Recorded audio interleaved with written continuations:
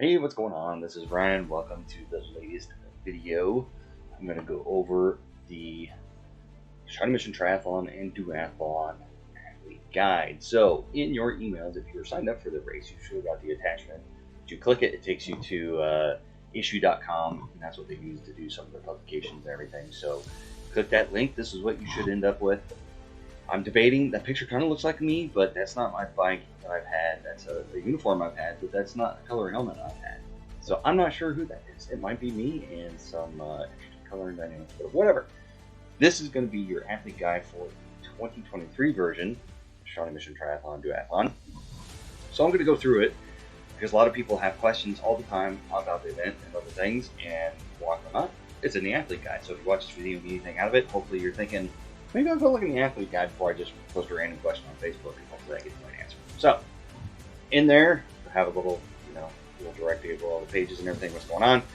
Message from the race director, Renner, know her, great gal, great race, great event. She's been running this for a few years now, so definitely knows what she's doing and got it dialed in for this race. So, a little message from her if you want to read that. Scheduled event, Friday. There's packet pickup stuff. So, if you're wondering, where's packet pickup? You're not paying attention to emails. It's in every email. She's going to be sending out probably once a day email for the next 2 weeks up until race day. So if you don't see it listed in there, you're not reading your emails. But if you didn't see it in there, you can find it in the athlete guide for sure. So Friday, July 7th, you got some pickup times. You can actually do some on-site registration as well, and then you can do some shopping, of course. So on Friday, it is a bike stop. On Saturday, it's Mill Creek Activity Center. And Sunday, Parkgate opens, and a transition opens and transition closes, all this good stuff. Race start, beach, Duathlon, main road, park, all this information where the race starts. No race day registration on packet pickup. So Friday and Saturday, that's your only chances. You come in Sunday unless you've made arrangements for extenuating circumstances.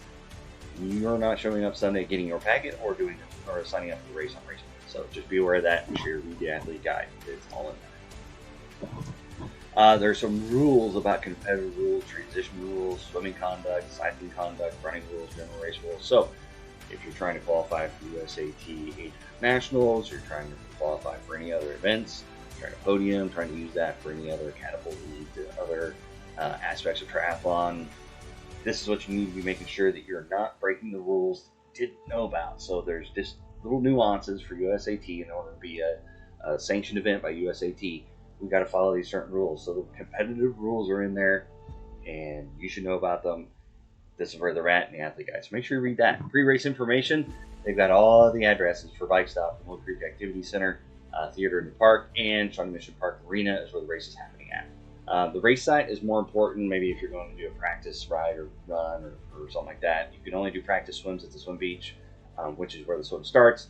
But that's a little bit different than this location. Well, on race day, you can only park at Theater in the Park, and then you can walk, ride your bike, or there's buses that will shuttle you down to the race site. So make sure that you're aware of all the addresses and what's going on. Athlete briefing, they were going to post an online briefing, so we don't have to necessarily put that on a calendar or anything like that. So make sure you're paying attention to, I believe if you look at the website, there's past athlete briefings down here at the bottom. There's some information about volunteering. So make sure that you check out the site as well for some information as well. But athlete briefings, they've already been linked in emails. They've already been sent out. Make sure you're watching that. Packet pickup information, packet contents. Make sure that you understanding what you should be walking away with, because sometimes accidents happen, mistakes happen.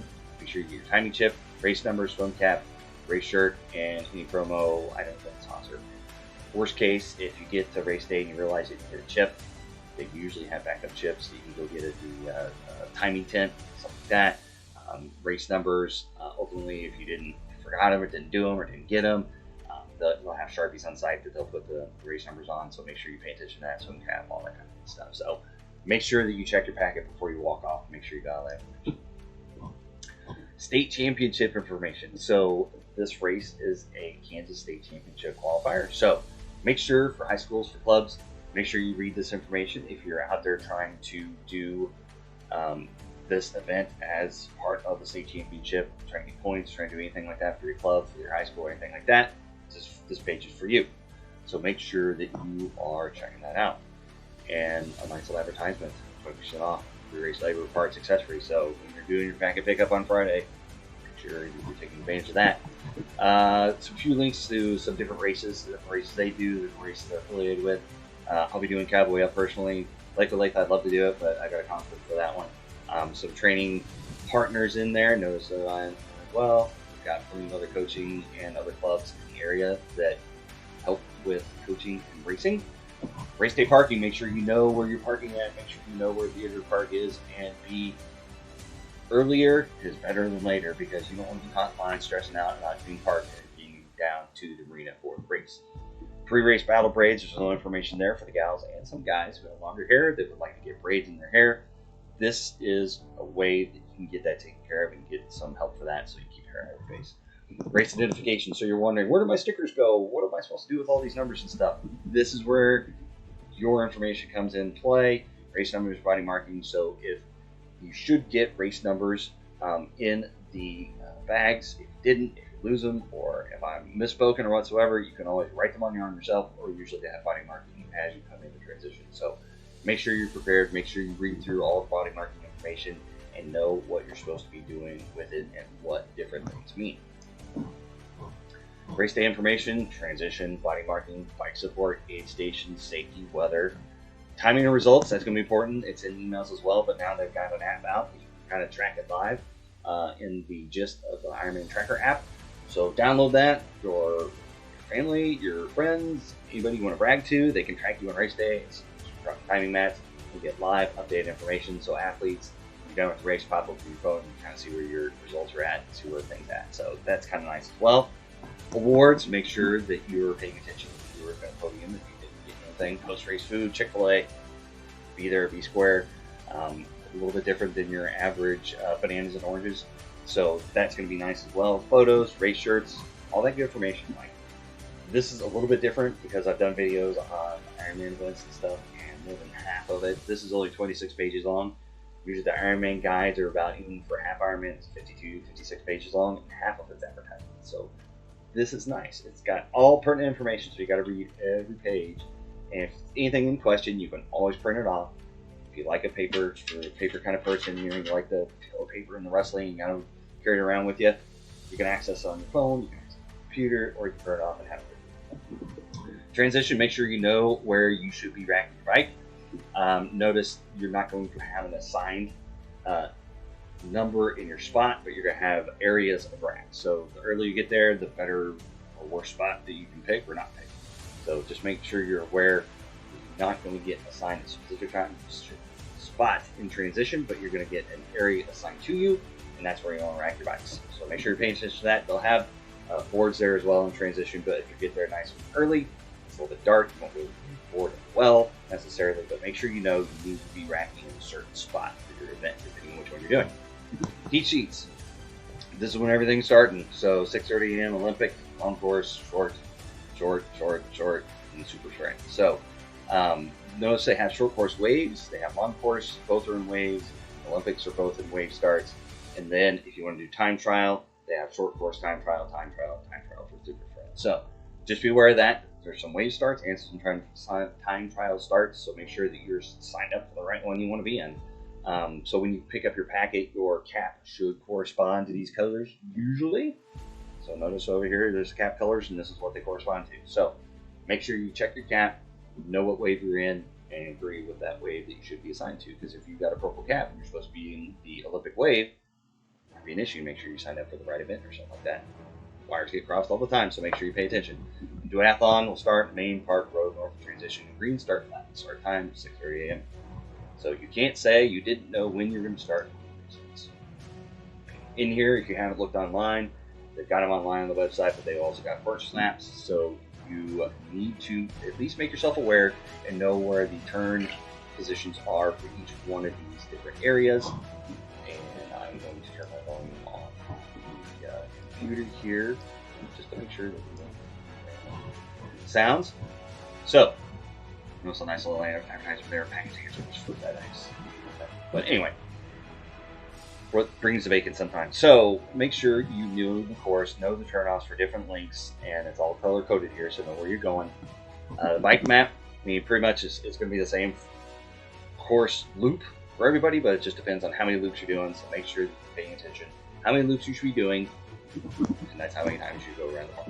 So this is the elevation profile, so make sure that you're paying attention.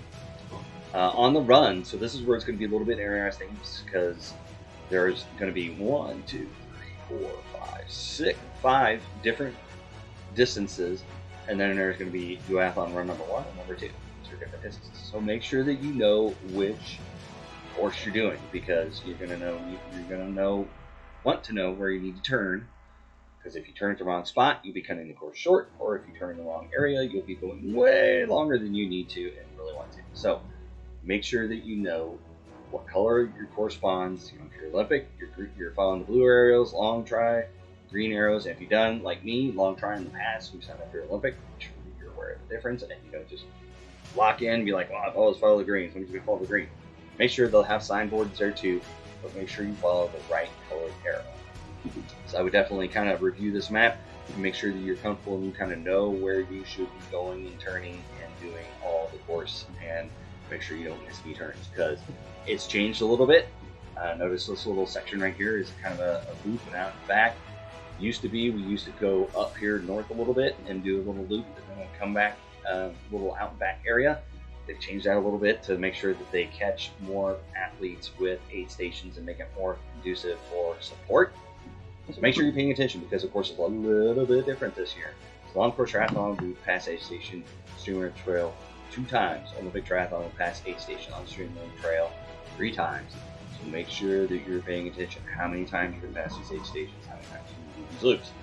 A little bit different in years past. So make sure you know, you're aware where you should be and how many loops you can do. Again, course signage. These are the color arrows you should be looking for. Kurt's Bar is great stuff. Definitely a partner with my club. Club challenge. If you're doing a part of a club, my club, we got Josh Wolf, we got Reds, we got KC3, we got all kinds of clubs out there. So club challenge. Make sure that you've affiliated with your club. If you're doing it with a club or you're part of a club and you're doing the race, they all get points, and there's a wonderful trophy. And as you can see in the years past, here are the different groups that come together and do these. So make sure that you're affiliated with the right club. Spectator information. So this is stuff for your family, for your kids, for friends, whoever's watching the race.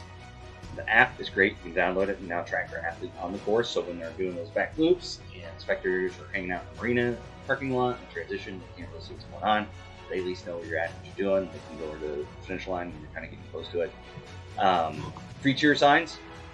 So information tent, northwest corner, Shawnee Mission Marina parking lot. Pick up free cheer sign and personalized for your athlete. So if the kids want something to do, there's a free sign. They can color all over it. All kinds of good stuff to keep them busy. Parking shuttle information. Kona Ice will be there. Safety information, and Team Fidelis is their partner for this event. So this is some good information about them. If you want to find out how to get more involved in Fidelis or where some of the registration fees and the money, the fundraising goes for the event. What to bring an event, nice little checklist here. I publish my checklist all over my websites and everything. You can always check for that. But this is good information to have too. Just make sure that you bring all your stuff, because once you get down to the arena, it's a pain in the rear end to try to get back to the parking lot if it's in your car at least. But once you've got there and it's not your car and it's still at your house, it's going to be a very difficult situation to try to track down replacement goggles, bike helmet, shoes, bike shoes, something like that. So make sure you bring all your stuff. And then finally, Team Cecilia Award. So it's an award for the spirit of the triathlon kind of community and everything. So in the emails, I believe, at the time of this recording, the Friday before the Friday for packet pickup, you can nominate different people you think are deserving of this award to embody the spirit of triathlon and just the spirit of, camaraderie and everything like that. So read through this. Definitely nominate the deserving individuals today. We'll take all of them nominations. I'm on the board, so we look at all the people doing the event or that are nominated for this award, and then we vote on the person. Josh Wolf won it last year, so that was a very deserving person for that award. So make sure you read about that and find out all the information and vote for or nominate someone you think should be included for that. So back page, sponsors, good stuff. So again, 26 pages. All pertinent information. So in like I said, with the other events, with Ironman events, half the thing is just advertisements and on the print off Like, I print them off usually just to keep them with me, but I've done this race enough that I kind of know what the program is by now. Definitely, and I read my emails, all the perfect information in there as far as packet pickup, timing, and all that kind of good stuff. Downloading the MTech app, all that kind of good stuff. That information's in there. Make sure that you're reading through it at least, browse through it, make sure that you know the rules, know everything. If you have any questions, definitely post it on the Facebook page for Shawnee Mission Triathlon, Duathlon. Katie's always over there answering all the questions on the admin side, so she will keep you updated and informed. It's a great event. Should be hopefully great weather. You know, today we're looking, I think we're in the like high 70s, and it's June 27th at the time of this recording. Might be a little bit warmer for July 9th, but right now we're looking at great weather out there, so it should be a good time. All the roads are in great conditions, of the best. I think all the roads have been in a good condition since I've been doing this race, probably like 10, 11, 12 years ago. They've all been, finally, they've gotten to a cycle that's all been repaved, and there's no substantial cracking or joints or anything like that really causing problems out there. So it should be a great race all the way around. Water's still wet, pavement's in great condition. The run course has been paved pretty recently too, and they've rearranged it as such. There's a little less probably suffering necessarily because you get to pass aid stations more often, and you'll see more athletes, so you won't be as excluded if you're doing a long course in the kind of thing. So with that, I'm gonna wrap up the video. I know I talk a lot, so if you have any questions that maybe I can help out with, put them in the comments, Facebook, YouTube, wherever you've seen this video. Give a like, subscribe, thumbs up, all that kind of good stuff. And hopefully I'll do some more videos about Shawnee Mission Triathlon. Maybe in the future before the race this year, maybe in the future later after the race to get ready for 2024, because the race just keeps coming. It's just like time keeps marching on. With that, I'm going to wrap up the video, hopefully help you out, and we'll see you in the next one.